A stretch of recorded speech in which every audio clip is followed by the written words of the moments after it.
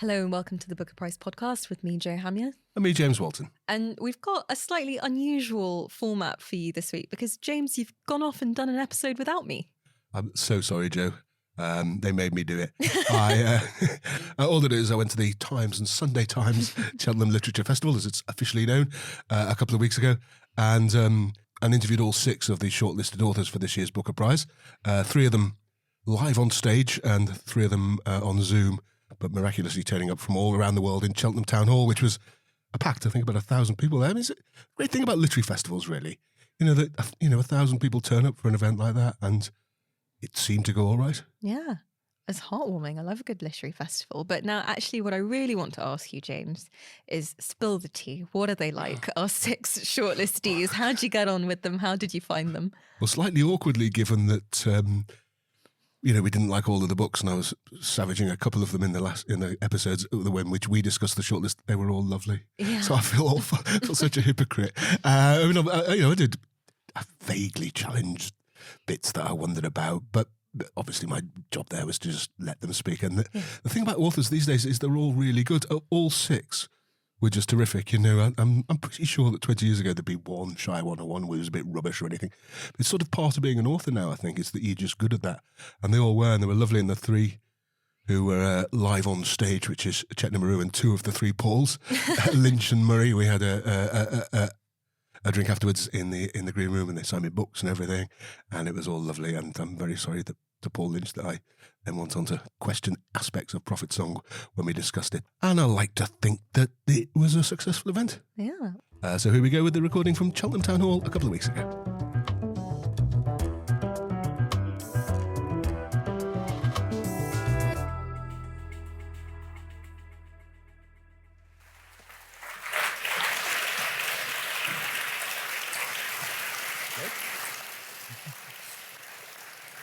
Hello, everybody, and welcome to the Town Hall, to the Times and Sunday Times Cheltenham Literature Festival, and to Booker Prize 2023. My name's James Walton. I'm the co-host of the new Booker Prize podcast, which started in July and is available wherever you get your podcasts. Sorry about that shameless plug, but Booker made me do it, I promise. Anyway, with that out of the way, I'm delighted to say that we're joined this afternoon by all 6 of this year's shortlisted authors. 3, as you can see, live on stage, and 3 joining us online. In the flesh, we've got Paul Lynch, Chetna, Maroo, and Paul Murray. Spread across the globe are Sarah Bernstein, Jonathan Escoffery, and Paul Harding. So please welcome them all.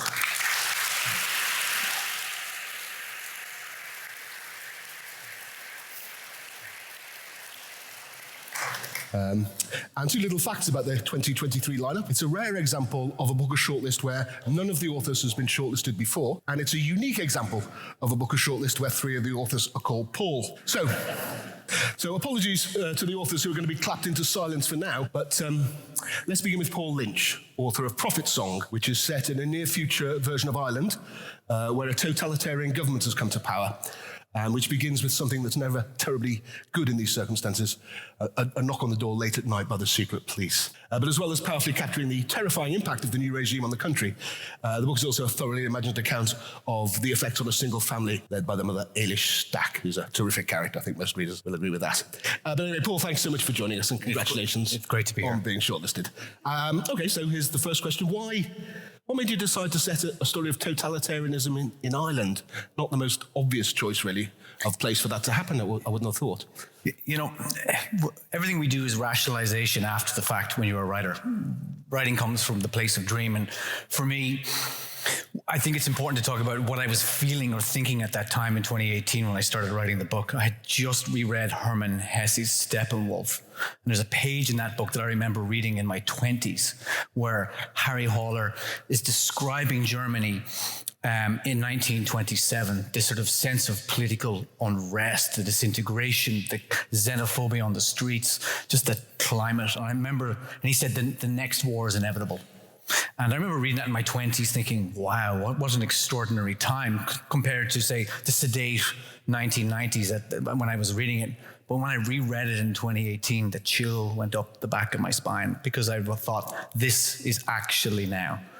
And so I found myself writing into the opening of Prophet Song. And, if I had said something like this in a country where you may say this might be typical, then the power is gone, because the idea of this cannot happen here is fundamentally one of the questions that I'm asking in the book. It's all about the posing of the questions. Fair enough. I really miss 90s complacency. Yeah. Wasn't that great? But in a way you sort of... The end of history, that's what it was. In a way, what's interesting as well about the book is you just, in a way, just place the situation before us. Here is totalitarian Ireland. There's a reference to some sort of crisis that's led to this government coming to power. Yeah, did you have in mind what that crisis was? Or?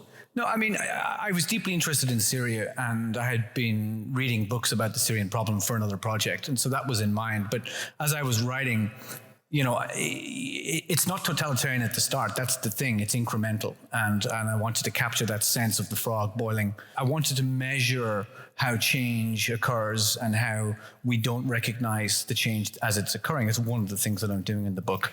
I wanted to capture that sense of a narrative that could contain all narratives. And so there was a line from Cormac McCarthy's The Crossing that I wanted to use as an epigraph for the book, but he was dying and we couldn't get permission in time for publication, where he says that, people may think that the choice is to choose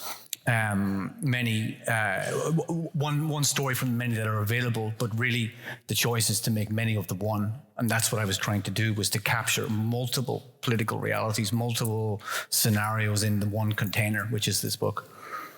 And you decided also to focus on a single family, as I said, led by the very appealing character of Eilish. Yeah. Do you like her as much as I suspect most readers do?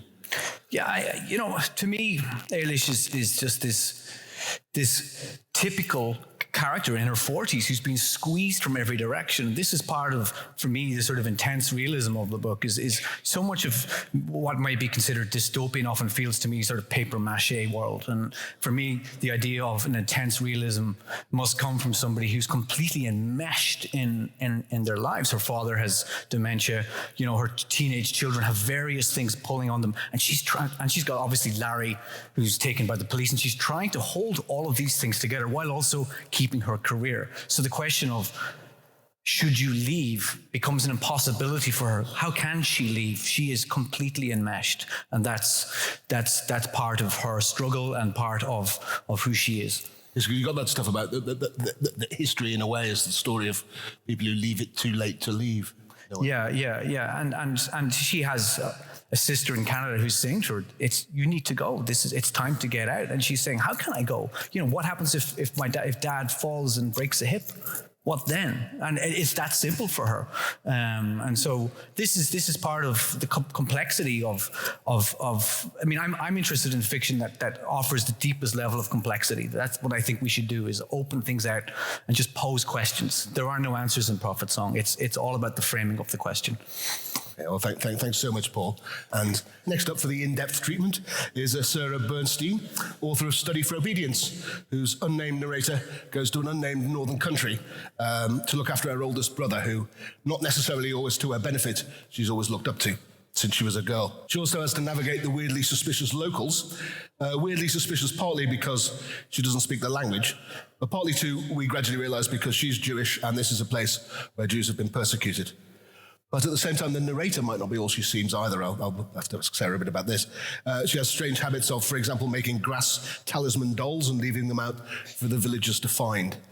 Sarah, hello and welcome. Hi. Lovely to have you with us. First question is quite an easy one. Where are you? I'm in the Northwest Highlands of Scotland, where I live. Okay. Well, great to have you here in Cheltenham Town Hall. And this is a book where, as the title suggests, Study for Obedience is about obedience, partly, and not least about its dangers, really, both to the person obeying and the person being obeyed. What drew you to that theme? A few years ago, I had gone to see a retrospective of the painter Paula Rego's work in Edinburgh, and up on the wall they had a quotation from the artist where she said something like, my women can be obedient and murderous at the same time. And you can really see that in the way that she creates her scenes, particularly her domestic scenes. So I got really obsessed with that dynamic. And I started to wonder if it could be recreated in language. So that sort of became seed of the idea, how something that is supposed to be passive, a characteristic like obedience, that's usually passive, that's usually feminized, could become something agential and could act in the world. So that's sort of what I was interested in at the start, anyway. I think now there's a review of your first novel, The Coming Bad Days, which places it in a new tradition, if there's such a thing as a new tradition, of novels that keep things vague, or at least dispense with quite a lot of the normal signposts.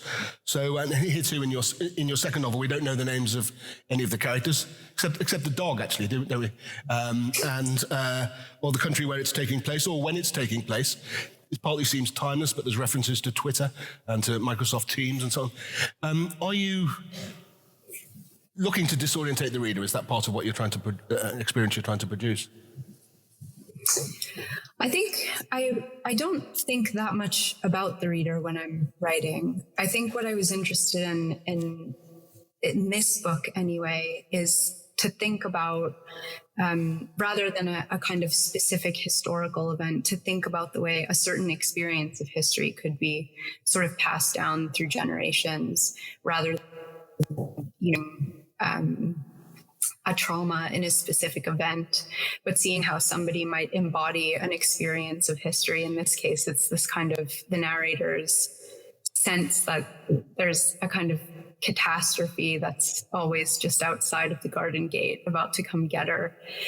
So I think that's what I was interested in not locating the country, certainly, and not sort of specifying the context of the atrocity that happens to her family. And it's not a book that gives up its secrets easily, but there are sort of little clues, increasingly sort of dark suggestions throughout the book. But if you don't think of the reader, I was going to say to you, you have to trust the reader a bit in those circumstances, don't you? And you're never tempted to just give us a kind of nudge in the ribs, but just to let us make of it what we will.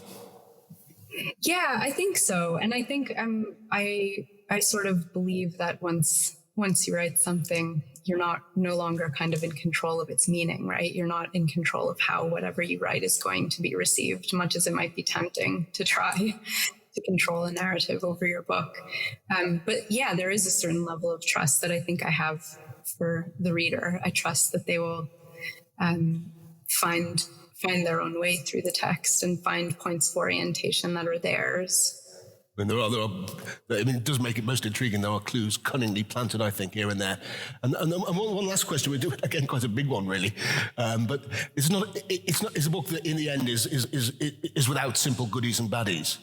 Which, given that it's about Jews and anti-Semites, might seem quite daring. Were you aware of, that might cause, I don't know, anxiety to either you or to some of your readers? I think I really wanted to question this idea that in order for somebody to be cast as a victim, for us to be able to acknowledge that something bad has happened to them, I wanted to sort of refuse the idea that same person has to be totally innocent in all other areas of their life. I think that's an exceedingly troubling idea. And I also think that we're all enmeshed in this, in the terrible history of the world together, right, to varying degrees. And obviously, in this case, it is fairly straightforward, right? We know who the baddies and the goodies are supposed to be.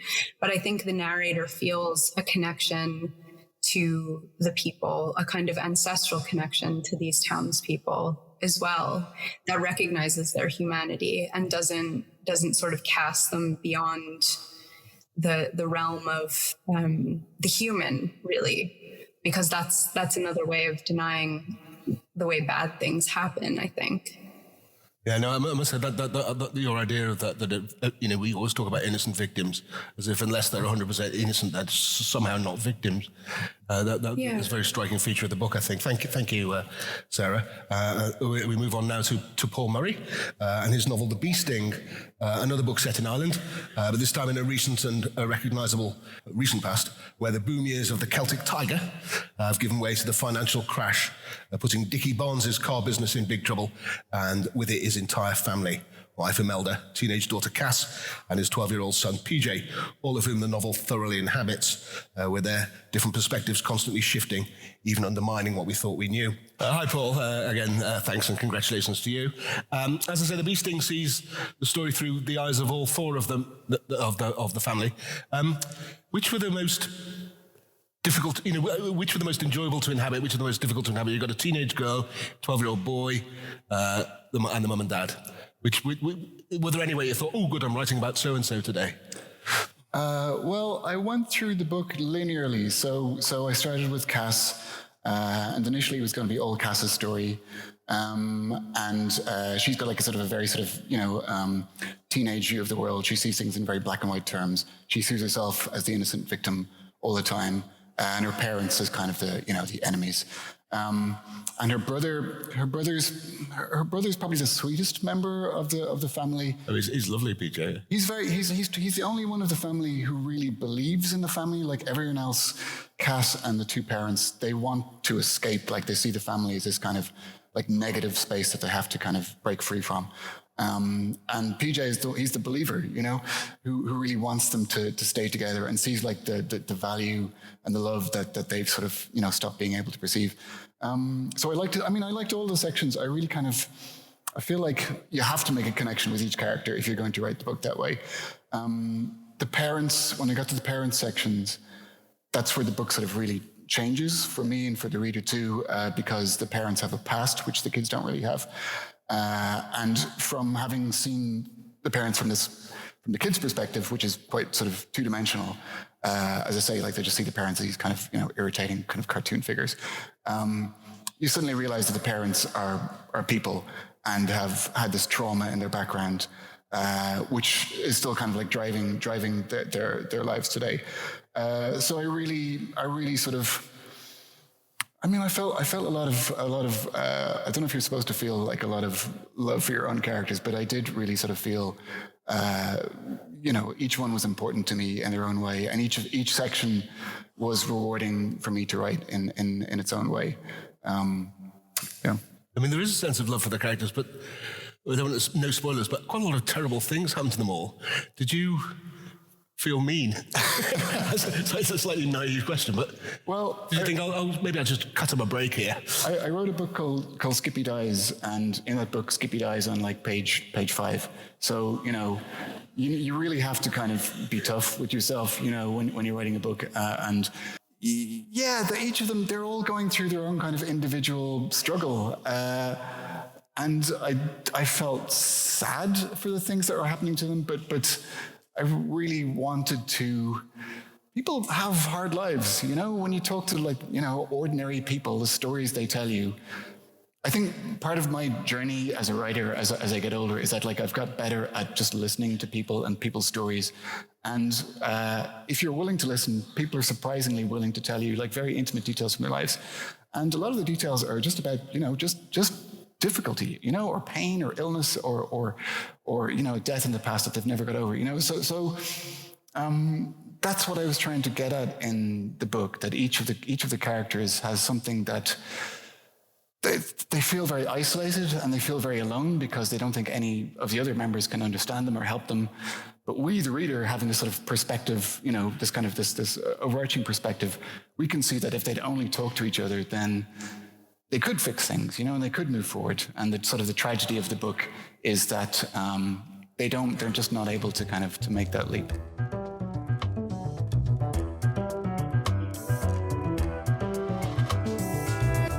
Let's leave Cheltenham Town Hall for a minute, and we'll be back after this short break.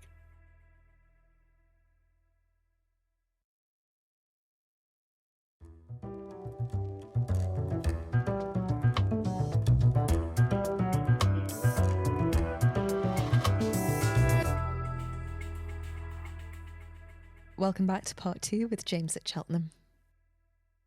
Fun enough, on the Booker Prize podcast, only yesterday we were interviewing George Saunders, who won with Lincoln in the Bardo. And one of his ideas of fiction, particularly the short story, I think, is that it constantly asks you to re-examine what you thought you knew. So you think, oh yes, that's what so-and-so's like, and then you read on and know. And in a way, that's how that changing of perspectives in your book. Do you imagine the reader and thinking, wow, this will blow their minds? I really, well, one of the big drivers for me was the difference between how you see your parents when you're a kid, and then how you understand that relationship when you become a parent yourself. So as I say, the two kids see their parents as being not quite cartoons, but they don't really imagine them as having had lives before the kids were born. Like, it's the kids until, when you're a kid, you kind of think like until, you arrived and kind of present them with meaning.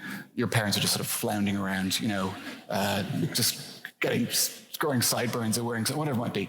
And then when you get older and you become a parent yourself, you kind of realize that your parents were just like you. Like they were sort of, instead of being just these kind of monolithic lawgivers, they're people who are trying to kind of create this new role for themselves. And they don't know how, so they're improvising, and it's difficult, and they make mistakes.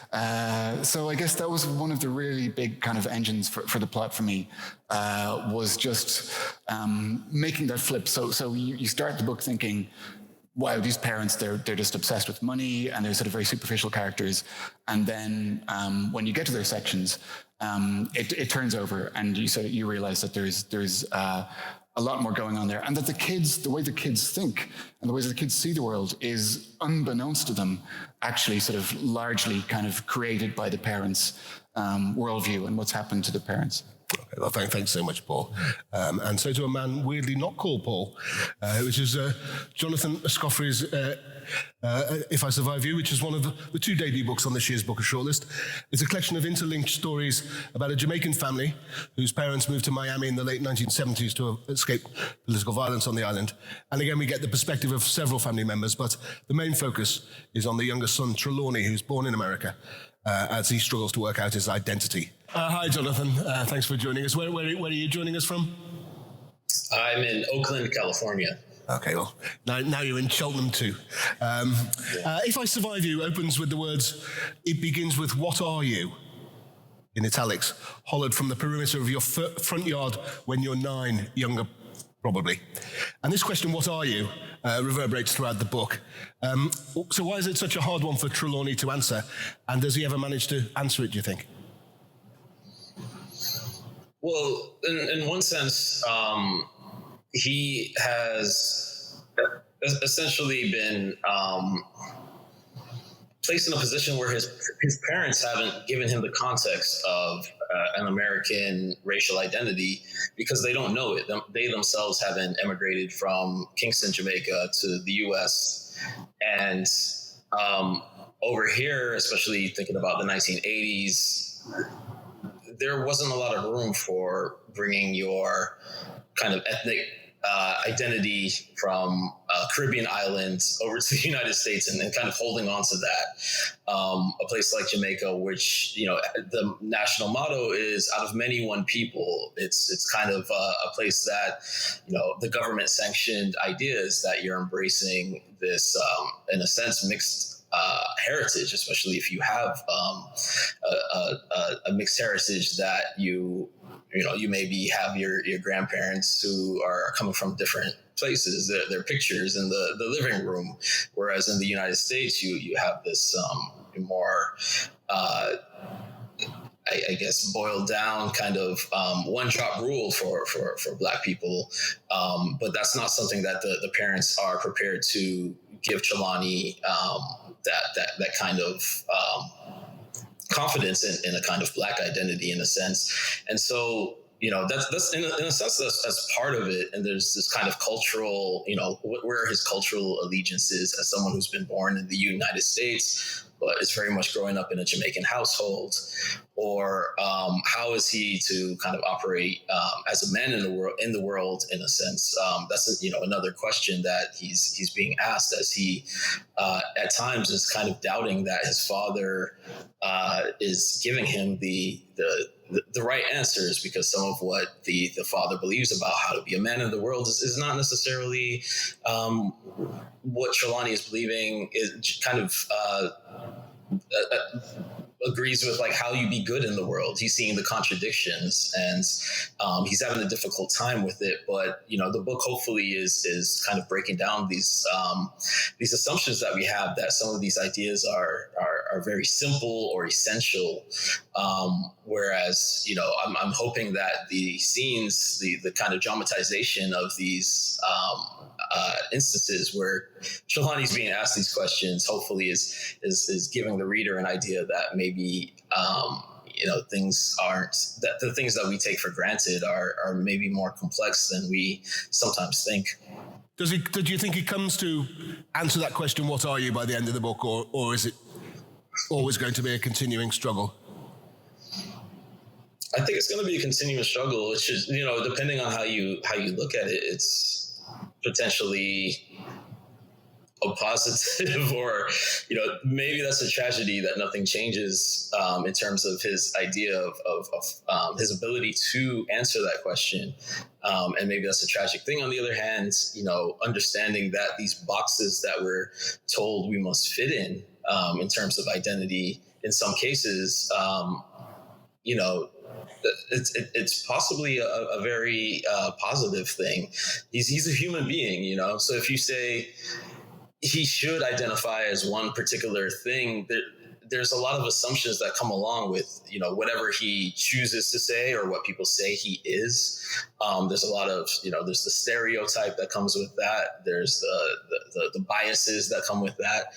And for him, Trelawney's just trying to be a human in the world and trying to deal with, a lot of the difficulties that come along with being alive at the time he is. And so, in a way, I think there's a kind of possibility there for him, so that he's not necessarily given into the limitations of a particular idea of him.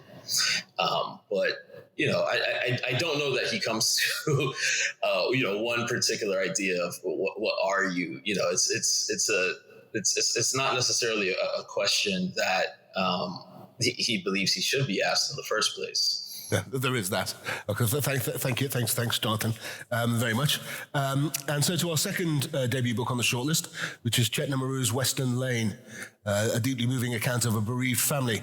That's all the more moving, really, for how much the book and the family leave unsaid, I would suggest. Instead, the game of squash becomes a way that the three daughters and their father spend time together initially, and kind of connect following the death of his wife and their mother. And 11-year-old Gopi then turns out to be very keen on the game. She's the youngest of the three and luckily very good at it too. Hi, Chetna, the usual welcome, thanks and congratulations to you on Western Lane. I did try, but I couldn't avoid the obvious first question. Did you play squash when you were younger, and were you quite good at it? Well, when I was a child, much younger, I was extremely uncoordinated, and I didn't do sports, but much later in life, I started playing squash, probably when I was about 19. And then it was years after that I played properly. And I think the main thing that helped me play properly was taking lessons. And I had a really great coach who taught me to think of the game as a fight for space. And that the objective of the game is to move the opponent and not the ball. And so as well as doing kind of lots of drills, sort of those two things were really a foundation for the game, which held me in good stead. And so I was in I would play in not amazing leagues, but decent leagues. And probably more than 3 or 4 times I would be in the court, and a 6-foot man would turn up, come in the court, look at me and think, okay, well, it's not really worth playing this through. And I wasn't great, but I was probably more accurate and more strategic. And so I had a bit of a surprise. Did you wonder how much squash to put in the book? Which I would say is just the right amount, by the way. It's not I'm not doing a Jeremy Paxman here. It wasn't something I worried about. As I was writing, it was just a case of trying to figure out where is the right place to go here with this sort of family that are struggling with their grief. And actually, when the squash appears, it's not just a game that's on the page. What we're seeing is how this family are interacting with each other. And what the young girl who's narrating, she's 11 in the narrative, how she is using the game to kind of make sense of the world, to watch people, to figure out what someone is about to do, what they're feeling. So having squash in the book and having a lot of squash in the book didn't worry me, because it wasn't just there for the game. No, it's really not just squash. There's, for example, that very first page that we heard there, the narrator says, the echo, which is the ball striking the wall of the court, is louder than the shot itself.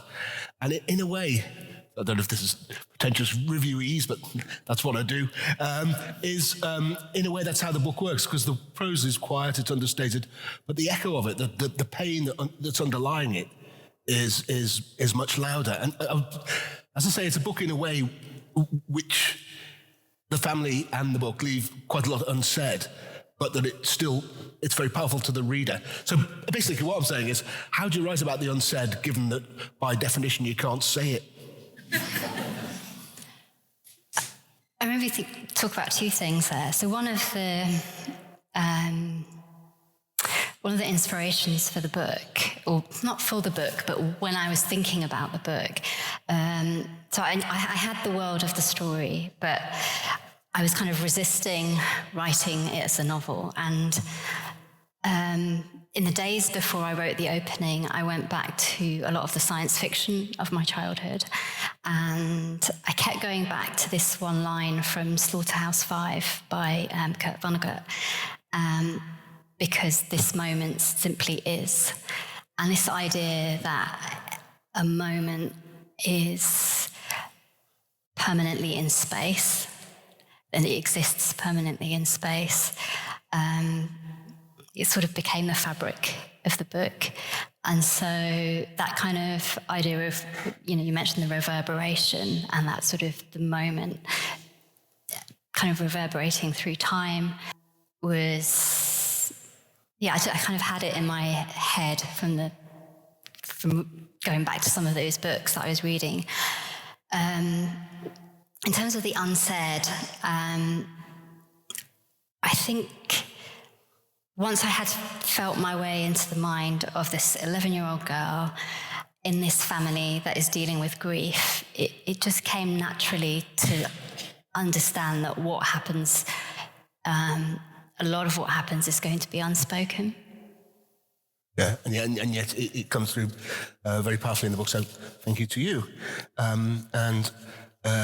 So to our final shortlisted author, Paul Harding, whose novel This Other Eden is inspired by a pretty shocking true story about an island off the coast of Maine that for more than a century was home to a racially integrated community descended from enslaved people, Native Americans and others, until that is in the early 20th century when the state authorities eradicated it. I mean, so completely they eradicated not just the living members, but also the dead ones by digging up the graves. In the book, this is all done in the name of science as well, and specifically eugenics, the belief that unhealthy or unworthy stock shouldn't be allowed to breed. And caught between the authorities and the islanders, in a way, is Matthew Diamond, a Christian teacher, who visits every summer and has built a school on what in the book is called Apple Island. Hello, Paul, and welcome. Just for interest's sake, where are you? Where do we find you? I'm on scenic Long Island in New York. Amazing the world, isn't it? Anyway, so I suppose, again, a fairly straightforward first question, but when did you first come across this extraordinary story of the island off Maine? And I'd been just sort of informally reading about the formation of labor unions, actually, in the United States after the American Civil War. And those were some of the first institutions in the United States, anyways, who advocated for things like civil rights and women's suffrage and so forth. And for some reason, it just occurred to me that after the Civil War, there must have been all Black and probably racially integrated communities. So I just Googled it. And lo and behold, I came upon the story of Malaga Island pretty quickly. And it just started to sort of insinuate itself in my imagination, partly because it's off the coast of the state of Maine, where I've set some of my other books, and my mother's family is from the state of Maine. And there was something about an island that just I found to be resonant and sort of interesting. And one of the families that was evicted were actually committed to an institution called the Maine School for the Feeble-Minded, which played a small role in my first novel, Tinkers. And this is, when you're a writer, you're just always, asking the universe to give you a sign.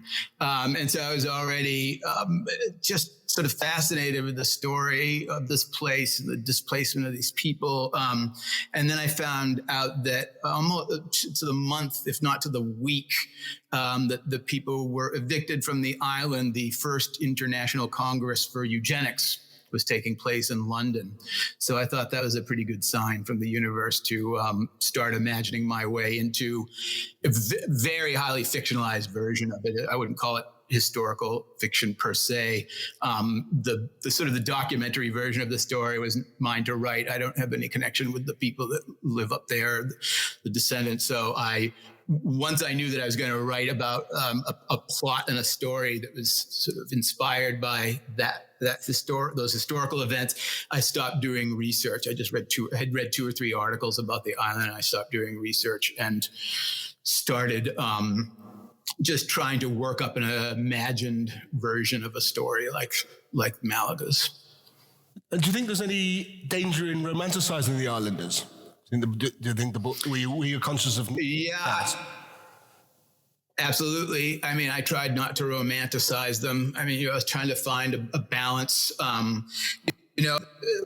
some of the other authors have been saying, I said, most of the book, as I realized sort of what the kind of tragic dimensions of the book, I realized that most of the pages of the book were to be spent just with these people as individuals, as family members who loved each other, who drove each other crazy, who were loyal to one another, all that, just how they lived their lives, just people trying to live their lives every day.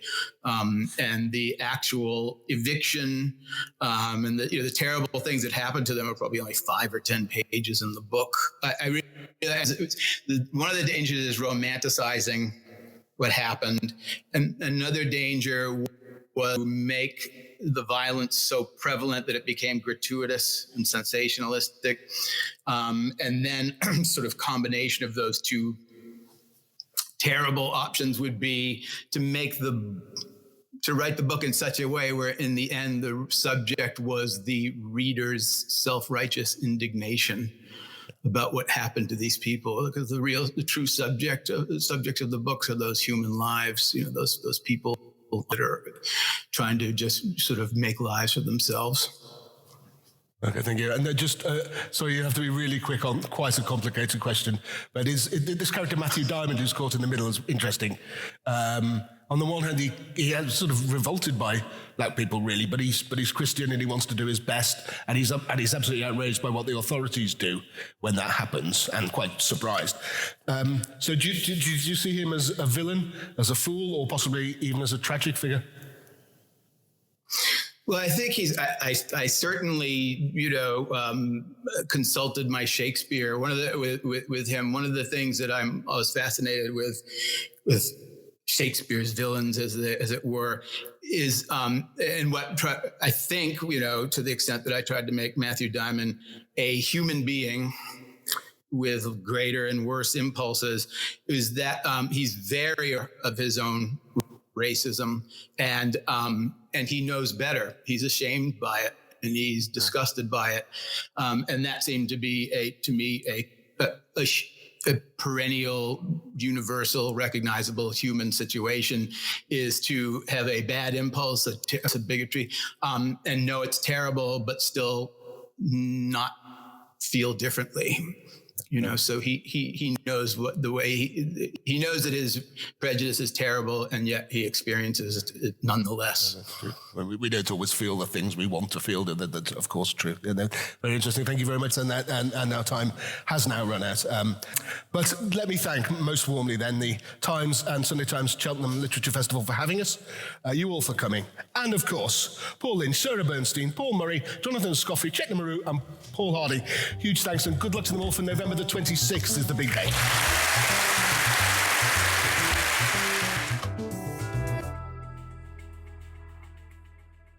And there we have it. James, I'm so jealous. It sounds like you had an amazing time. And that was really, really good. Really, really good fun. As I say, only undermined slightly by my feelings of mild hypocrisy at the fact I was about to be less than complimentary about some of those books at the podcasts we did on the shortlist. But again, a pleasure to meet all of the writers, and I do wish them all well for November the 26th when the winner is announced. Yeah, and you'll have to go to confession and purge yourself of your sins, because hopefully we'll be talking to a few of them at the winner ceremony. Let's hope they don't all listen to the podcast. Yeah. That's it for this week. And you can find out more about all of this year's shortlisted authors at thebookerprizes.com. We now also have a Facebook book group that you can join at facebook.com/thebookerprizes. And remember to follow us on Twitter, Facebook, Instagram, TikTok, and Substack at The Booker Prizes. Until next time, goodbye. Bye. The Booker Prize podcast is hosted by Joe Hamya and me, James Walton. It's produced and edited by Kevin Miolo. And the executive producer is John Davenport. It's a Daddy Super Yacht production for The Booker Prizes.